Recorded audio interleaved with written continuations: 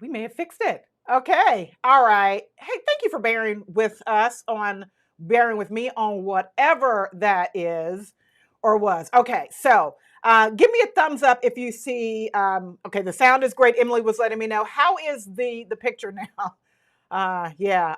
I'm getting a clear picture, but I want to know that you are.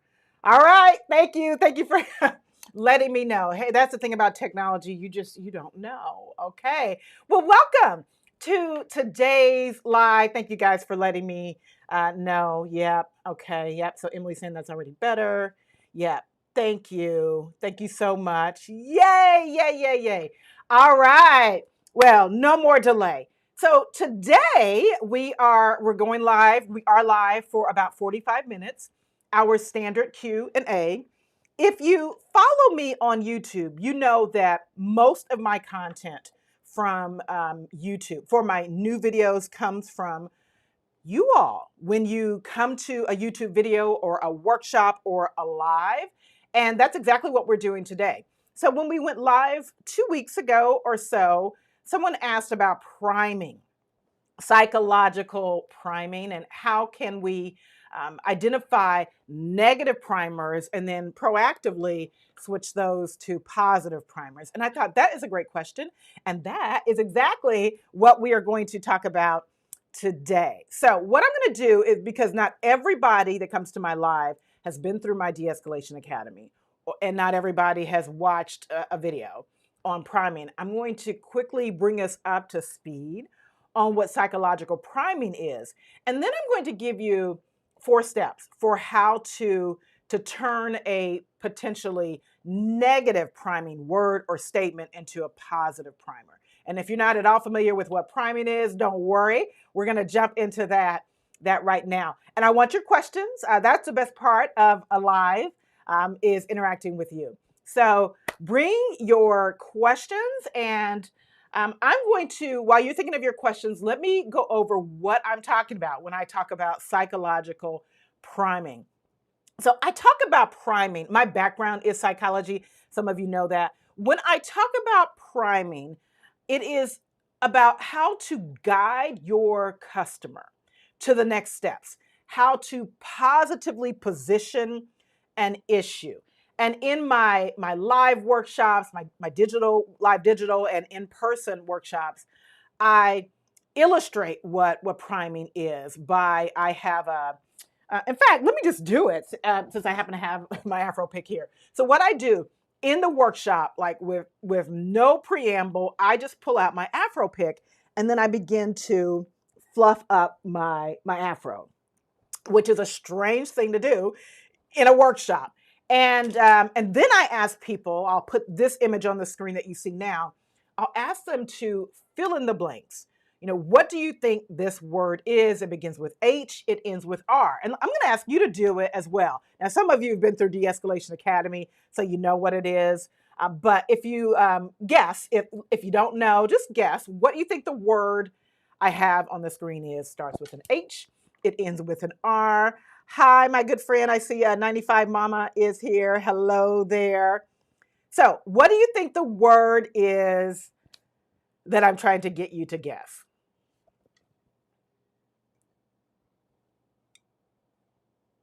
Any takers?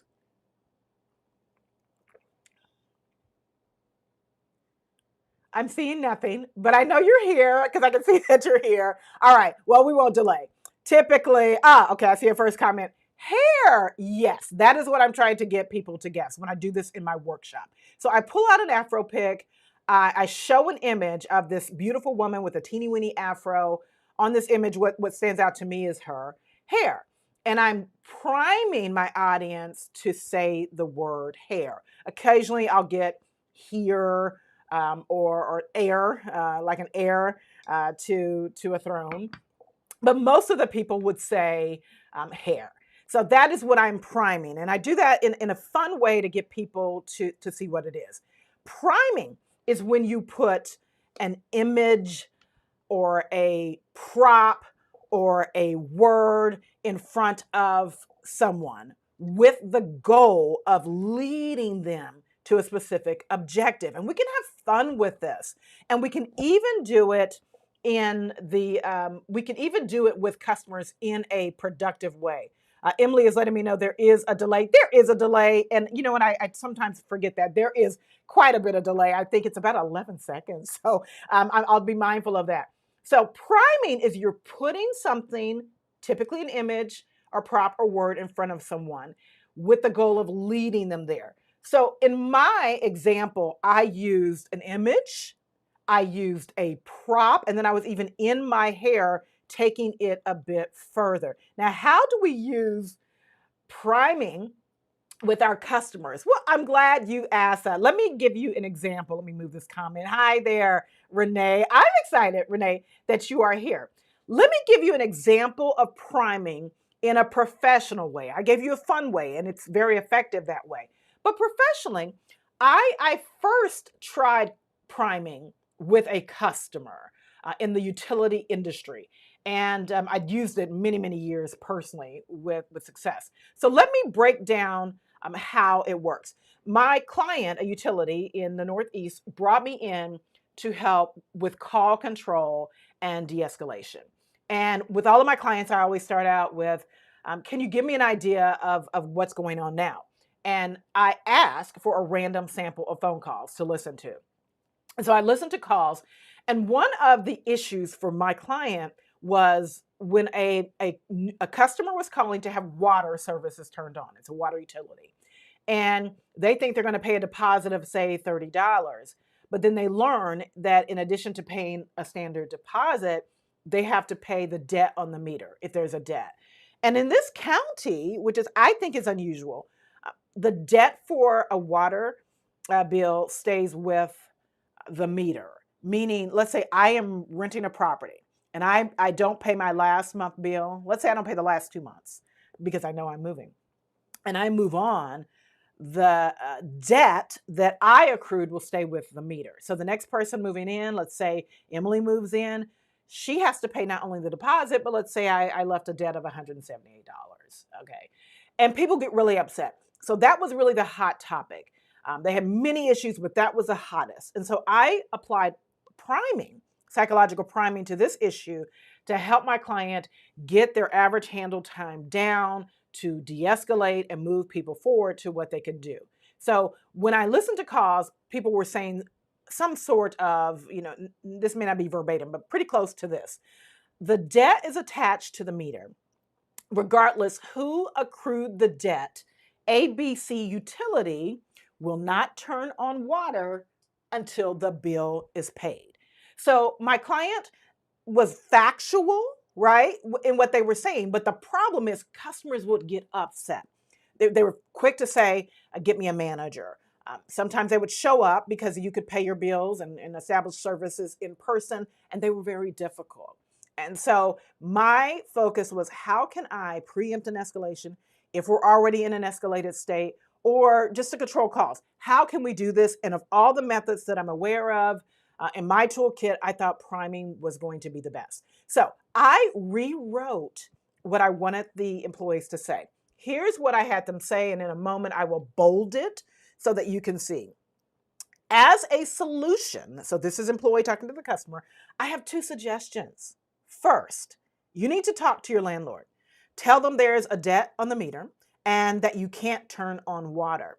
See if they'll work something out for you. The second option, and I do this immediately, is look carefully at your lease to see if any clause protects you in this situation. So as you can see, I have a lot more words here than what they had. Let's quickly look back at what they were saying. The debt is attached to the meter. Regardless of who accrued the debt, we are not going to turn on water. So theirs was accurate and on point. It just wasn't friendly. When I wrote this priming statement, and you'll see the primers in just a moment, it was all about guiding the person forward to the next steps. It's all about preempting an escalation. It's all about keeping calm. One of the things that you've probably heard me talk about on the channel and in my workshops is, if you can use personal pronouns, you personalize a communication. And by personal pronouns, I mean I, we, you, your, us. So instead of saying ABC utility, or on behalf of the company, please accept this apology. No, it's I'm sorry. or I understand you're frustrated, or we understand you're frustrated. The more personal pronouns you use, the softer the language is and the more personal the interaction. So that's the first thing I did. That's not even getting into priming.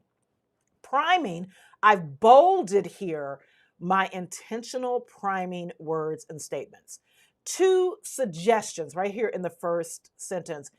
I want the customers to feel like we are in your corner and we're going to give you suggestions and options. We're going to help you. The words 2 suggestions are saying that we've got more than one option, more than one piece of advice to help you.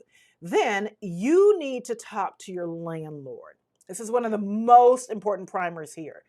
When I talk to my client, really the goal for them was to have that person, the customer, hang up and go talk to someone who could help.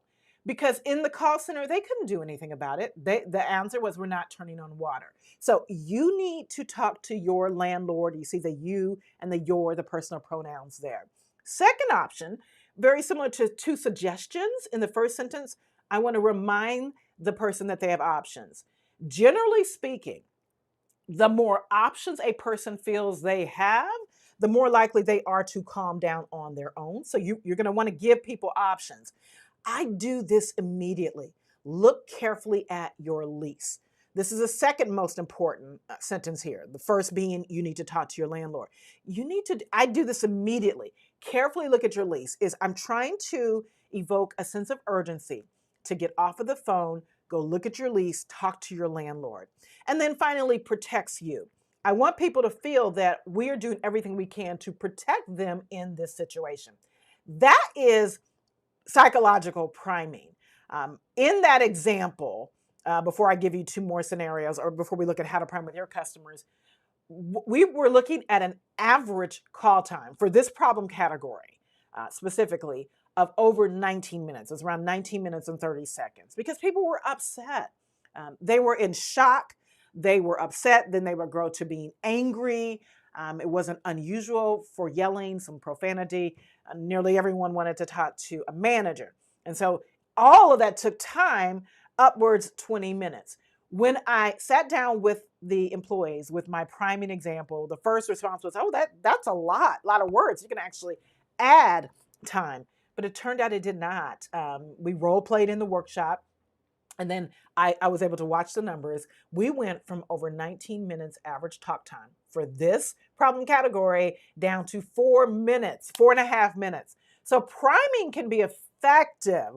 That's why I believe in it so much. So how can you then prime with your customers? It is very easy. I'm going to show you the steps that I use in this example, and you're going to be able to take these steps back and do the exact same thing. 4 super easy steps. You want to identify any negative or defensive statements. And that might be the hardest, to do, because you don't think of what you're saying as negative or defensive. So I want you to think about this.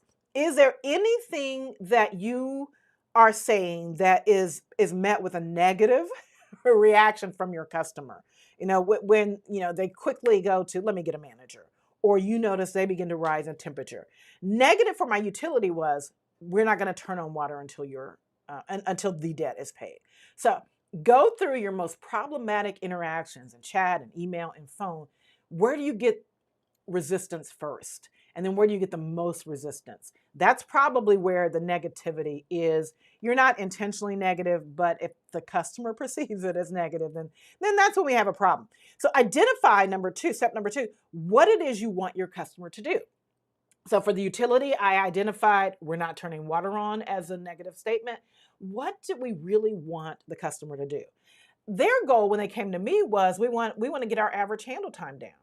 And I thought, but bigger than that, deeper than that, we want to help. We want them to get their water turned on. We want them to be successful in addition to wanting to get the average handle time. So as I press them, well, we'd like them to be able to get the help. If there's something the landlord can do, if there is a clause in the lease that might protect them, and that's where I got that phrase, just talking to them. So what we'd really like is for them to be successful in getting their water turned on without having to come out of pocket almost $200 that they didn't expect, and go to the right parties to get that done. So that is step number 2. Step 3 is then you restate your approach. Instead of we won't turn the water on, restate the approach, guiding customers to your desired outcome, which you saw a full paragraph of me doing that. And it doesn't have to be a full paragraph, it might be one sentence. And then, as a bonus, I like to use lots of personal pronouns because, as I mentioned, that is going to help you sound friendly and guide people to the next steps. Now, let me know in the chat, what do you think? What do you think of these steps in guiding people to the next steps? I'll be interested in hearing what you think about that. And while you're thinking about that, let me give you 2 positive examples of taking, or 2 examples of repositioning priming. It's more repositioning. So let me give you the 2 scenarios that I think, well, this scenario specifically is what I'm hearing the most. Get me a supervisor. I want to talk to your manager. I mean, that's what everybody is saying right now. So this is one of the things that we've got to get a handle on. We've got to positively position this. So how will we positively prime in this scenario? So let's take the initial statement. Let's say in this scenario, for you, this is the truth. It is for most of my clients anyway. The people on the front line tend to know more, be more. Karen, hi. I haven't talked to you in a lot of years. Hello. I love that you're here and that we've connected right here on YouTube. For a lot of my clients, the people on the front line have the expertise, the experience to solve a problem better than anyone else, right? If it goes to a manager, there's a delay. And then people are asking to speak to the president. Well, good luck with that. But so it would be natural to come back with, my supervisor will tell you the exact same thing. That could be perceived as negative or defensive. So we're going to take that statement and we're going to think about, what is our goal? Well, let's say here the goal is I want to get the customer to calm down and let me help them. That's what I'm here to do. So that is the goal. I can restate this by saying something like, I can certainly put you in touch with someone else, but I'll have to have them call you back, which could take up to 1 business day. Will you give me a chance to understand what's going on here and let me try to help? So that's what we're doing. It could be perceived as negative. My supervisor will tell you the same thing, or there's no manager available. You don't want that kind of resistance, because if you're already having a problem, it's only going to escalate. So think of your goal and then restate that. And of course, I'd like to see you use as many personal pronouns as possible. So that's scenario number 1. Scenario number 2 is a price match. Now, it depends on who you are, if that is going to be a top issue, but price matching for my retail clients, whether that's brick and mortar or online, that is an issue. So let's look at an actual scenario with price matching. Let's say you as a frontline customer service professional say, what you said, we don't price match. Let me back up to give you a little history here. In this scenario, the company does not price match. Many companies do, some do not. And the customer is upset and they are pushing. Well, the difference is $100, for example. So the solution would be, if you want to get that deal, you can return your package, get a full credit as long as you do it within 30 days and it's in the condition in which you bought it, and then rebuy it immediately at the sales price. So that is the solution.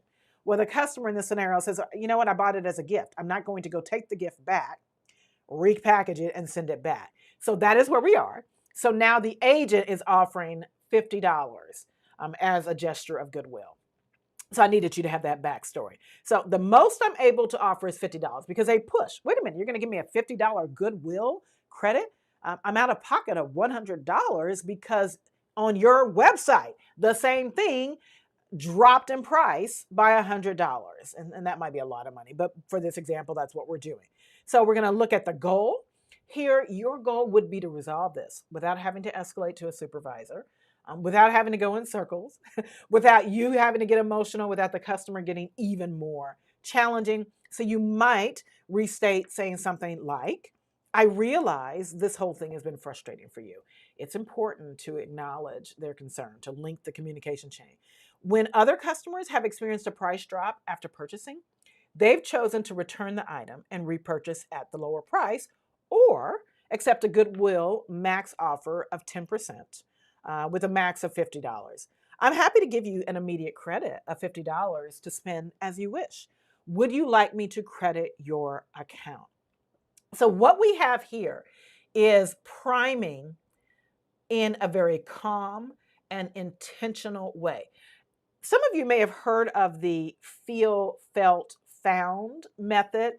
It's a popular method to guide people to the next steps. It's where you pull or you identify, here's how other people have felt, or I understand how you feel, I should say. Here's how other customers have felt. And when customers have taken my advice, this is what they found. So feel, felt, found. That's what this priming example walked people through. I realize this is frustrating for you. That is a feel. Other customers in this same position have accepted the credit and they found that it worked for them. So that is psychological priming. So anytime you have a statement that you think is negative or is met with resistance, all you have to do is identify what your goal is, okay, and then restate what you're going to say. So with that is psychological priming 101. Let's talk about it. So here's all of this comment's probably not going to fit, or maybe it will. Okay, from Anna. My company also goes by the reactions of the customers to identify what is inflammatory and kind of reverse engineer our way to a better statement. Works wonders. I can confirm that. Thank you, Anna. I like the way you put that. So you identify what's inflammatory, and that you pick it up in tone. That, and if you can just sit down and discuss it, I think that is brilliant. So yeah, thank you for sharing that. All right, other comments or questions? Let's talk about how to prime your customers. You can share with me a specific example, or just talk about what you've done and what's worked for you.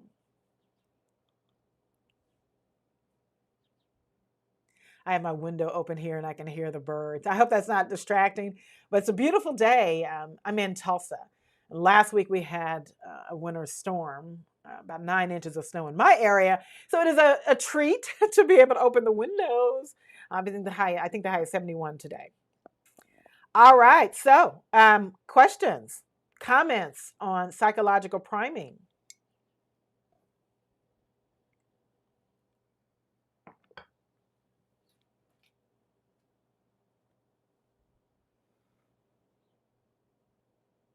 Trying to keep in mind the fact that there may be a delay, or there may just not be a lot of questions about that. Okay. Oh, I do have a question right here from Michael. Let me lower this. I've used the feel, felt, found mechanism for years.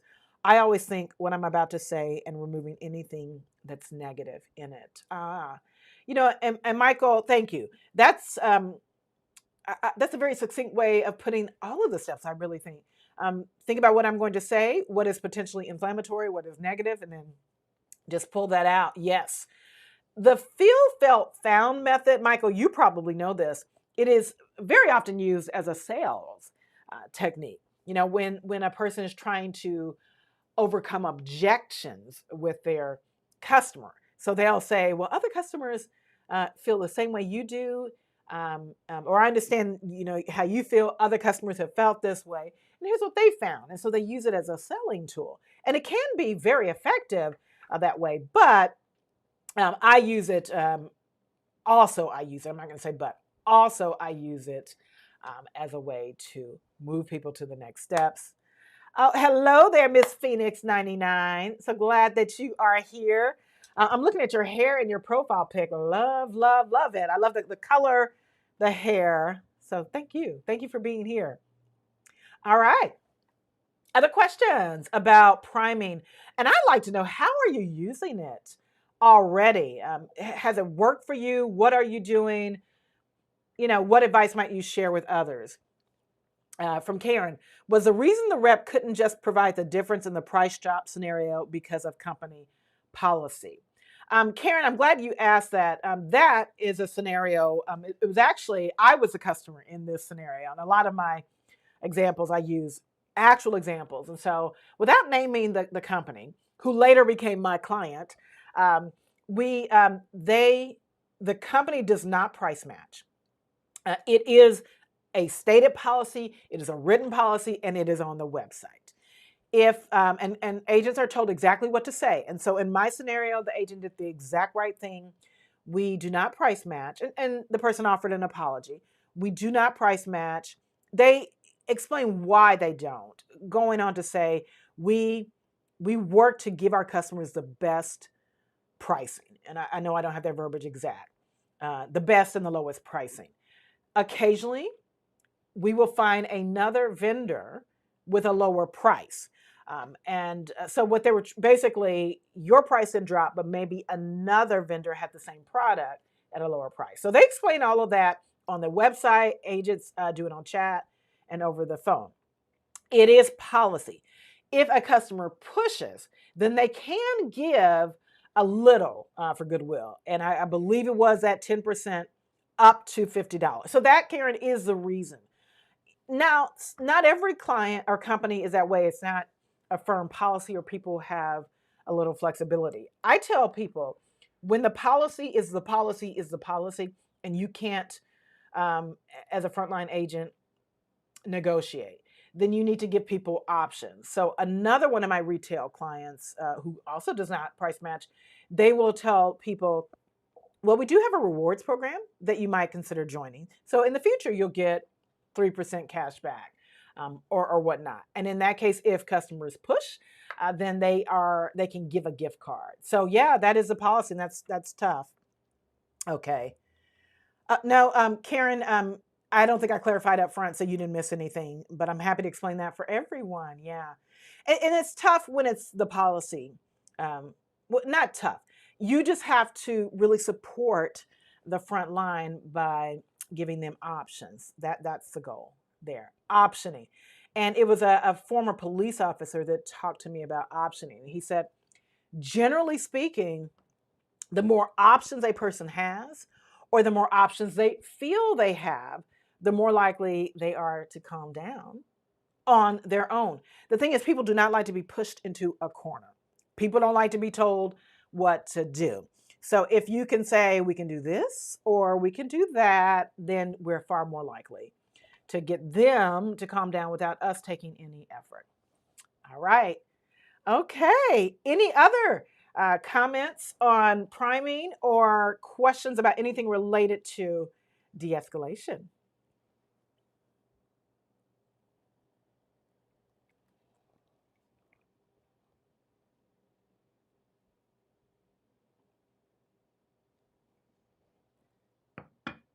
Wow. This may be a shorter live today. Hey, and that's okay. We all are happy to take our time back.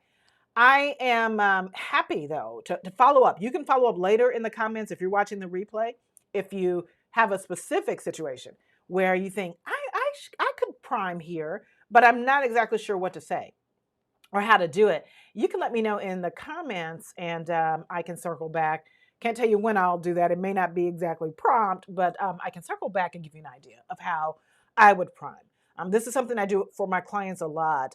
They'll give me scenarios that are really difficult for customers to accept, and then I like to word it in such a way that the employee feels good in the guidance, and the customer is more likely to accept it. Never a magic wand, but if you can get people to accept it, then that's great. That's the goal. Not a magic wand and that they'll be happy, but if they accept it and they leave the chat or they get off the phone, well, hey, that is the goal. The goal. Oh, Karen, I thank you so much. Excellent. You're so good. Loved having you speak at our Minnesota Socap group. And that was a lot of years ago, Karen. And I haven't, I'm still a member of Socap, but I haven't spoken at a conference in a long time. So we may have to talk. I have to get back doing that. That was in the beginning of my business. And you may know, I spoke at a lot of Socap chapters, and I really enjoyed meeting the people, the travel. And of course, now where we're not traveling a lot, that's exciting to think about the yesteryears of travel. Nancy, our reps struggle when they don't feel they really have any options for the customer on how to respond. Yes. And Nancy, that utility, that's exactly what it was. They really did not have an option. If you are in an industry that is regulated, or your policy is just, okay, it is what it is, that is where priming really shines. The utility, notice in my example, that there was nothing they could do. And in fact, that's when we sat down for our discovery discussion. Myra, we don't have options, because that's what I asked for. Well, what can you do? Nothing. To find an option for them, I began to listen to phone calls and listen to representatives. And one of the reps I heard say, is it possible for you to look at your contract to see, if there's a clause that might protect you? And trying to help them. I have a friend who bought into a timeshare, and in Mexico. She'd already had a timeshare here in the US. She and her husband went to Cancun, and the timeshare presentations are pretty impressive.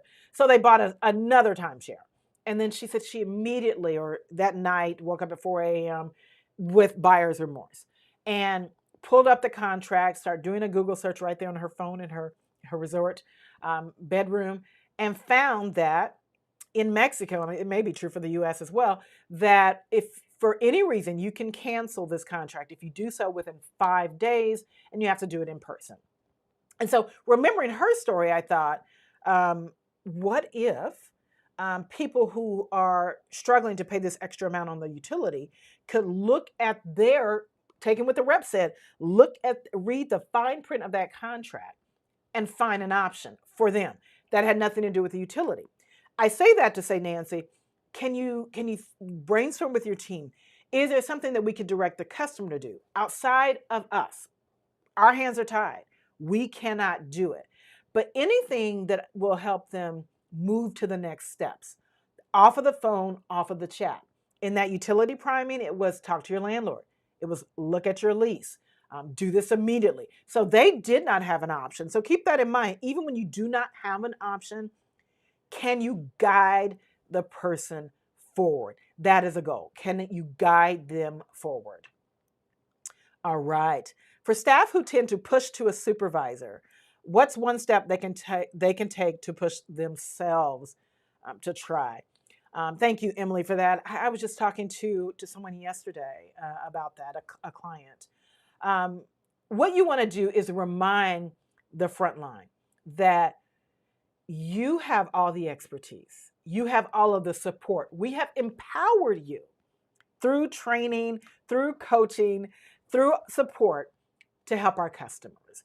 And then you might even remind them, if this is true for you, it is for a lot of my clients, you really are the best person to help. Because in the case with transfer, there's going to be a delay.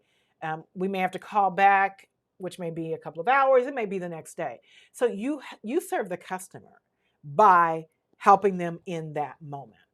And we have a goal here, first call resolution, if that is a goal. So remind the agent of what you expect of them and what they can do in a positive way, like you really are the best person. And let them know, though, that we're here, because you don't expect them to stay there in a situation of verbal abuse.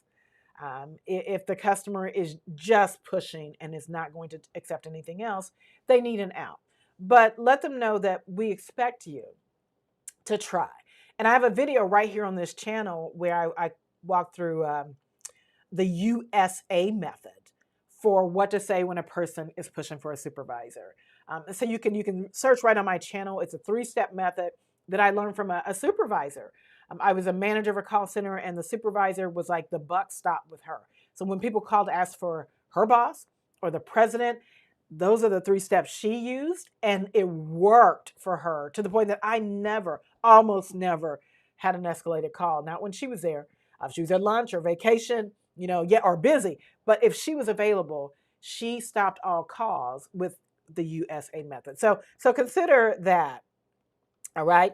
It went away. Is there a danger in giving too many options and overwhelming people? That is a good question. I don't know if it's a danger, but you can overwhelm people. I typically suggest, 2 things. We could try this, or we can try this. That's typically what I do. So with the police officer that taught me this, the former police officer, it was in the case of somebody that he had to pull over under for the suspicion of driving under the influence of drugs or alcohol. And he explained to me that's a situation that can immediately turn violent, and you can lose control if you're not careful. And one of the tactics, not the only one he used, one was to offer an option. So present an option. So the car, it was determined, would have to be impounded. You're going to jail and the car will be impounded. So he would take what was going to happen. The person was going to get in the back of the squad car and go downtown, and they were not going to drive their car. So in his example, he said, I would say something like, this is a really nice car. Let's say it's a brand new 2022 Camaro. You don't want to leave it on the side of the road at night at this part of town. Okay. We can, if you have a record that you use, I'm happy to call that record for you, or we can call our record. So it's just, we can do this or that. I don't know that I'm going to give you 4 or 5 options. With the utility, take a look at your lease, talk to your landlord. So I typically do it in 2s. I wouldn't do 3 or 4 or 5 unless they're bona fide options that could help. Like I know that some, other customers have tried this and it's worked. You can do this or this or this, but I typically do 2. So that's a really, really good question.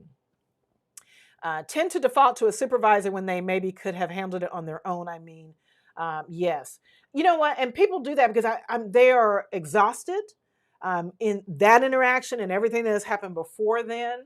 And it's just easier. The customer's asking for a supervisor. Sure, I'll get you a supervisor. Yeah, I got what you were saying, Emily. What I would do, you just need to remind them, this is why we have you in this position. You truly are the best to handle this, and customers are going to push and ask for a supervisor. But just because they ask doesn't mean you hand it off. We'd like you to try. The USA method would be great. It's a great opportunity. So when somebody asks for a supervisor, you have 2 choices. You can say, sure, and get the supervisor. Or you have three choices. Sure, I can get you a supervisor. No, my supervisor will just tell you the same thing. Neither of those are the best option. Or the third option is right there in the middle, and that is the USA. So USA, just briefly, U is for an understanding statement, 2 words. I can certainly understand why you'd want to speak to someone else. And I don't mention supervisor or manager because that's negative priming. I can understand why you want to talk to my manager. No, I can understand why you'd want to speak to someone else. So that is to not do the negative priming. The S in the USA model is situation, as in explain the situation. My job is to answer questions and to support our customers and to guide you to the next steps. Will you give me a chance to help you before I transfer the call? So that is you explaining the situation. The A is for an action. And you could tell I like acronyms. I like it to flow in order. It's easy to remember. And then, so the final thing you say after you've explained that's why I'm here is, now, if I'm not able to help you, absolutely, I will transfer you. The right tone and with confidence, that is going to stop a lot of customers from going forward. So putting it all together, I can certainly understand why you'd want to talk to someone else. That's your you. My job is to answer questions, guide our customers to the next steps. Will you give me an opportunity to do that? If we're not successful here, of course, I will transfer you. That is the method that the supervisor I worked with used, and it worked brilliantly. That stopped calls from getting to me. It worked so effectively that I had her help me design a training to train our front line to use USA. Because I thought, well, it's working so well for you. We've got to package it and train the team. And when we did, we saw a pretty significant reduction in calls that would get to her. It was a small contact center. We had, I think, 15, 16 agents, 1 supervisor and 1 manager. So for that supervisor to have to field all those calls was a lot of work. It was like she was always running around with her hair on fire. That was the analogy I used all those years ago, because it's one call to the next. And I said, you teach them what you're doing and we don't have to do that. It worked. So I encourage you to take a look at that. Take a look. You are welcome. All right, we've got 2 minutes. So a question, a comment, and let's use this last 2 minutes well. Yeah. I can tell from the comments that people are asking for supervisors, and customers have always done that. But right now, in the times of everybody's anxious, impatient, more difficult, we're seeing it more, and that's I almost said that's a shame. That's the reality. So we just have to learn how to deal with that. We are going to be assertive. Um, in fact, I will leave you with this. In my training, I really focus on being assertive. We have 3 approaches of communication in customer service. We can be aggressive, we can be passive, or we can be assertive. You know, aggressive is like, no, you can't talk to my supervisor. I will help you. And we know that won't work. Passive is, I'm going to hand off that call, immediately, or I'm going to give the store away trying to resolve the problem because I don't want to deal with your anger. Assertive is where we want to be. My definition of assertive is say what you mean. Mean what you say, but don't be mean when you say it. Let me say that again.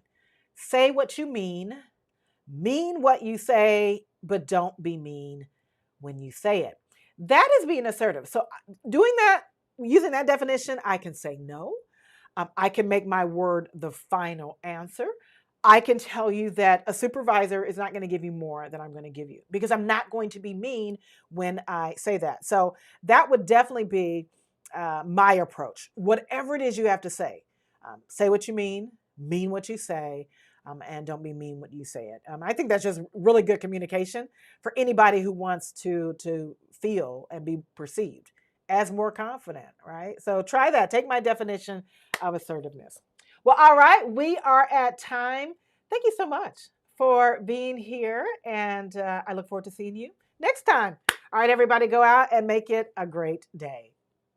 Bye-bye.